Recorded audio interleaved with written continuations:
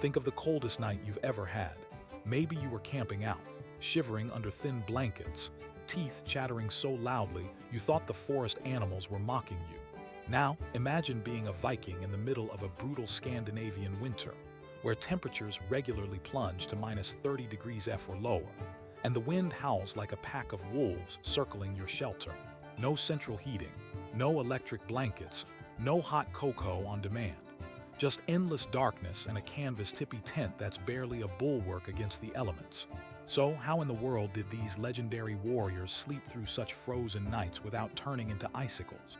This question might seem simple at first, but the real answer is full of surprising twists, because Vikings didn't just survive, they thrived. And one of their most baffling survival tricks involved a combination of natural materials, clever engineering, and a lifestyle that sounds more like a medieval spa retreat than a frostbitten warrior camp. This might be the strangest Viking survival trick you've never heard about. How they turned their tipis, yes, the conical canvas tents, into cozy little microclimates that felt like sleeping in a 1,000-watt sauna instead of the Arctic tundra. You're about to learn how they did it, and it might just change the way you think about cold weather survival forever. First, let's set the scene. Picture a typical Viking campsite in late autumn. The ground is already frozen stiff, there's frost clinging to the edges of a nearby river, and the sun sets before dinner is even finished. The Vikings would gather inside their tipis, which look simple on the outside, basically wooden poles bound together with leather cords and stretched with thick animal hide or wool canvas. But inside, these tents had layers upon layers of insulation that worked like the medieval version of bubble wrap. What's mind-blowing is how they layered materials to trap heat. They'd start with thick reindeer skins, sometimes over 2 feet thick when piled, and cover the walls and floor of the tent. This wasn't just any old fur, but specially prepared pelts that had been cured and treated to lock in warmth while repelling moisture. Think of it like nature's version of Gore-Tex, designed to keep the cold and damp out while letting sweat evaporate. Those skins had about 70–75% fat content remaining, which acted like natural insulation, preventing the cold winds from sneaking in through microscopic gaps. But wait, it didn't stop there. The Vikings also added moss. Yes, damp, squishy moss, between layers of skins inside the tipi walls. While it sounds insane, moss is a surprisingly effective insulator because its tiny air pockets trap heat, creating a barrier similar to modern foam insulation used in houses today. Plus, moss was abundant and renewable, making it the perfect eco-friendly ancient insulation. Imagine your tent walls stuffed with a living, breathable thermal blanket that keeps the freezing cold at bay while still letting the structure breathe, avoiding mold or suffocation. And just when you're thinking the Vikings simply wrapped themselves in furs and hoped for the best, here comes the real kicker. They built their fires inside cleverly designed pits, dug shallow and lined with stones at the base of the tipi, instead of lighting a roaring bonfire that smothers the tent in smoke. These fires were controlled, small, and positioned to maximize radiant heat without filling the tent with toxic fumes. The heat radiated up into the tent's apex, creating a natural convection current that circulated warm air downward, basically turning the interior into a highly efficient sweat lodge, with temperatures inside sometimes climbing above 50 degrees F, despite the freezing winds outside. To prevent smoke from smothering them, the tipis had adjustable flaps at the top where the poles met. These flaps acted as a primitive ventilation system, allowing smoke to escape while retaining warmth below. Think of this as an ancient HVAC system, only without electricity or fancy controls, and powered solely by the physics of hot air rising and cold air sinking. Pretty brilliant for something conceived over 1,000 years ago. Now, maybe you're wondering, okay, they had warm walls and a tiny warming fire, but wouldn't the ground beneath them still freeze their backsides off? That's where another Viking innovation kicks in. The use of raised sleeping platforms made of tightly woven branches and layered with furs and moss. These platforms sat about 2 feet above the freezing earth, creating an insulating air pocket underneath, much like putting yourself up off the cold cement floor with a foam mattress today. The raised beds prevented precious body heat from being absorbed by the frozen ground and kept feet dry and warm, a vital factor since frostbite usually begins with cold, wet feet. Plus, Vikings stacked thick layers of reindeer and seal pelts on top of these platforms. These weren't random blankets, but meticulously prepared bedding that combined a high-fat content in the fur and a dense weave to trap as much heat as possible. The skin was pliable yet tough, managing to wick away moisture from sweat while preserving heat. You could think of it as ancient hot water bottles that never ran cold, always retaining some of your body heat and passing it back to you during those endless nights. And if you think about it, this survival setup was the ultimate expression of resourcefulness combined with necessity. Vikings didn't have polyester sleeping bags or down comforters, so they had to work with what nature gave them, and they did so brilliantly. The combination of fur, moss, raised platforms, and small strategic fires was not just a coherent system, but an optimized one, tuned over generations through trial and awe-inspiring error, all to stay alive in an environment most people today would consider uninhabitable. But even with all this warmth, Vikings were still fighting a natural enemy found in every frozen landscape: moisture. Cold, wet conditions are often deadlier than cold alone because trapped moisture will leach body heat rapidly, turning cozy into catastrophe. This is where the design of the tipi itself was a game changer. Its steep, conical shape ensured that rain and melting snow didn't pool on the roof or seep inside, but instead slid off swiftly, much like a modern waterproof tent coated with the most advanced breathable fabrics. This prevented soggy walls and the dangerous chill that comes from wet clothes or bedding. Plus, the tent material, mainly dense wool or treated animal skin, was often oiled or otherwise waterproof to repel rain while still allowing airflow. This balance between water resistance and breathability is a modern outdoor gear holy grail, usually achieved with multi-layered synthetic membranes. Vikings managed it with clever use of animal products and natural oils, achieving a solution that was both practical and sustainable. Imagine the confidence this gave to Vikings. Even in the blizzard's heart, their shelter kept them dry and warm, transforming the brutal night into a safe haven, so they could rest, rejuvenate, and wake ready to raid or farm at first light. Still, there was one more critical element that made the cold nights survivable: their diet. Vikings consumed a high-fat, high-protein diet from seals, fish, reindeer, and dairy products that acted like an internal furnace, helping their bodies produce more heat at rest.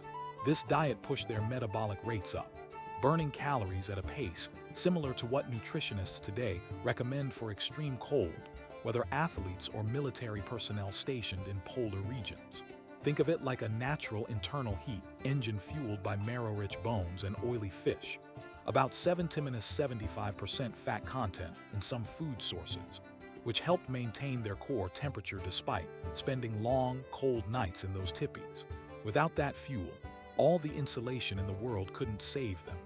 And all that warmth would vanish if Vikings neglected personal habits or let moisture build up inside their clothing. They had a strict ritual of changing into dry clothes before sleep, scrupulously avoiding dampness that could sap heat. This attention to detail was as important as the shelters themselves, because no amount of layers could stop hypothermia if your clothes were wet. So far, we've seen how Vikings created warm microclimates with heavy insulation, controlled fires, raised beds, water-resistant structures, and an internal metabolic furnace fueled by a fatty diet. But beyond the physical, there was a social dimension to their survival strategy. Vikings often slept in groups inside these tents, huddling together to share body heat.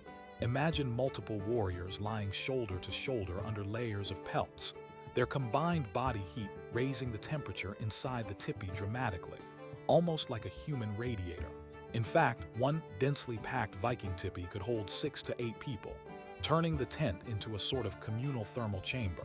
Sleeping together also had the psychological benefit of reducing stress and maintaining morale during harsh conditions, which, as modern science tells us, actually helps the body regulate temperature more effectively. So the communal sleeping wasn't just about comfort but survival through solidarity. But even with communal heat, controlled fires, layers of moss and skins, raised beds, and a fireproof, waterproof tent design, there was another sneaky element that Vikings had perfected without electricity or modern science. They adapted their sleep cycles to the cold environment itself.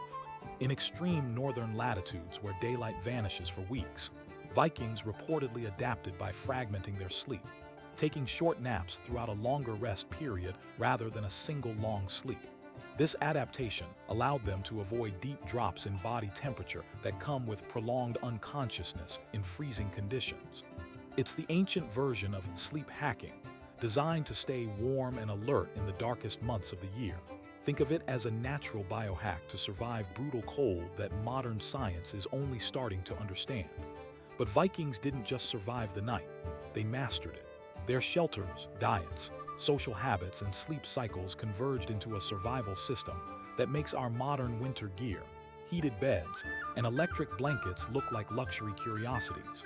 So now that we've unraveled this first part of the Viking winter puzzle, stick around because there's even more to discover. From ingenious fire-starting techniques that kept those pit fires burning all night, to the secret role of fermented foods in boosting cold resistance, and how Viking clothing was the ancient equivalent of merino wool and high-end thermal gear. You might think all this is just old history, but these ancient survival hacks have real lessons for today. Whether you're into winter camping, prepping for cold snaps, or just want to marvel at how human ingenuity beats some of the harshest environments on Earth, the story of Vikings sleeping in Tipi tents isn't just about the past. It's a timeless tale of resilience, creativity, and the fierce will to survive. And that leads us straight into the next chapter, where we dive deeper into their fire rituals, tent construction secrets, and how the Vikings' cold weather wisdom still blows modern outdoor gear out of the water. But before we go there, imagine one more time that freezing night, the crackling fire just inches away, cozy pelts wrapped around you, and the howling winter outside fading to a distant echo as warmth and life fill your little tent sanctuary. That was Viking ingenuity at its peak, and soon you'll see just how far they went to make sure no night ended in frostbite or despair. But all that warmth would vanish if Vikings didn't master one last trick, keeping the very air they breathed inside the tipi warm and dry without suffocating themselves, or letting the smoke smother the tiny fire. You see, smoke hangs low in cold air, and with a fire burning inside a nearly sealed tent, it could easily become a death trap. So how did they balance fresh air and heat in such a small space? This is where their ingenious use of tent flaps and pole arrangement played a starring role. Those adjustable smoke flaps at the apex weren't just holes, they were part of a carefully choreographed airflow system. By partially opening or closing these flaps, Vikings precisely controlled the draft, letting hot, smoke-filled air rise and escape while cool air gently flowed in near the base. It created a slow, natural convection current, the physics of which anyone with a campfire knows. Hot air rises, cold air sinks. Imagine the tent as a medieval convection oven, perfectly circling warm air around sleeping warriors, keeping smoke out without stifling the tiny fire's heat. What's astonishing is that this simple principle, combined with their choice of firewood, made the difference between freezing or roasting. Vikings preferred hardwoods like birch and oak, which burned slower and hotter, producing less smoke and more radiant heat. These fires, burning at controlled size inside stone-lined pits, could maintain an ambient tent temperature for hours, sometimes reaching as high as 50 degrees F. Even when outside, the mercury plunged well below minus 20 degrees F. That's literally like camping next to a 1,000-watt heater, powered by nothing but carefully selected wood and clever airflow. Speaking of airflow, another incredible survival hack involved the positioning and shape of the tipi itself. The steep conical structure isn't just for rain or snow runoff, it's vital for wind resistance and thermal efficiency. When biting Arctic winds slam into the tent, the cone forces them upward and around, significantly reducing wind chill on the tent's surface. Turbulent air that normally strips heat is deflected smoothly away, meaning the outside shell of the tent catches far less biting cold than a flat wall would. Picture a sharp mountain spike slicing through the wind, rather than catching it like a sail, preserving both the warmth inside and the integrity of the structure. And while the tipi's outer shell was tough, Vikings didn't stop at just keeping cold wind out. They also harnessed natural humidity to keep their heated air from becoming dry and uncomfortable. That's where the moss insulation had a second purpose, acting like a natural humidifier. Moss, when moist but not wet, releases tiny amounts of water vapor slowly, maintaining a balanced moisture level inside the tent. This prevented the dryness that could pull heat from the skin and cause chilling, something many modern heaters overlook. So inside these tipis, you didn't just have warmth, you had warmth that felt alive and breathable, much like the ideal microclimate that modern humidity controllers aim to replicate indoors.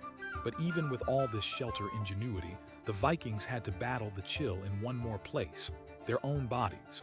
Their clothing was no afterthought. It was part of a precise cold weather arsenal.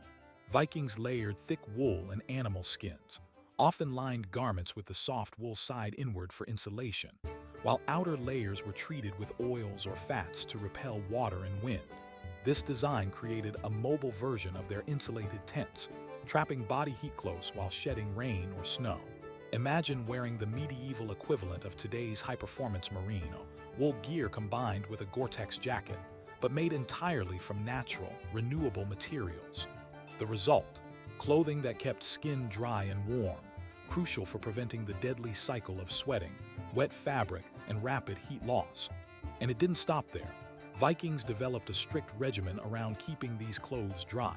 They maintained multiple sets, swapping damp or frozen garments for dry ones before sleep. This might sound obvious today, but for people spending weeks exposed to Arctic elements, it meant the difference between sleep and hypothermia. The ritual of changing clothing and careful drying near the campfire was a cornerstone of their survival. It's a reminder that the fight against cold isn't just about materials or fires. It's about attention to detail and respecting nature's limits. Now, all these physical defenses set the stage for the surprising behavioral adaptations Vikings made to conquer the long, dark winters, particularly how they slept.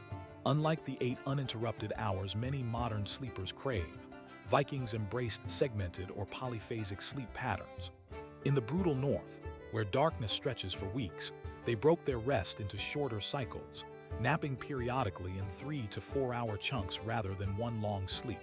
Why? Because long periods of unconsciousness allow body temperature to drop dangerously low.